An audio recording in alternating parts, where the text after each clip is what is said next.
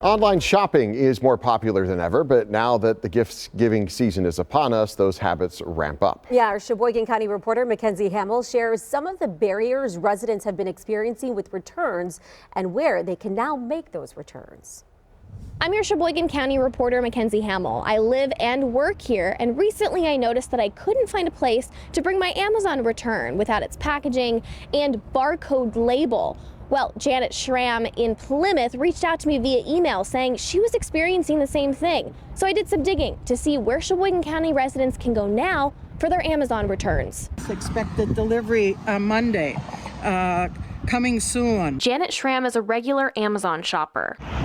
And like most of us, she doesn't keep everything she buys. We're all busy. Our time is valuable. Up until recently, she dropped off her returns at this Advance Auto Parts. The UPS drop-off in Plymouth was closed, which I didn't know. So she reached out to me. Just a reason. Yeah, and how to make the shopping return easier. I stopped by Advanced Auto Parts and learned it stopped serving as a UPS access point in October, a company-wide decision. The store handled roughly 1,600 packages a month. That demand will now be funneled through Weber's BP, but customers must have their packages sealed and labeled. For those in the city of Sheboygan, options are limited. The UPS customer counter closed November 17th, citing customer feedback to move to non-industrial areas. If you seal the return and print the label, you can drop it off at the CVS on 14th Street or at the drop box in front of the UPS Customer Service Center.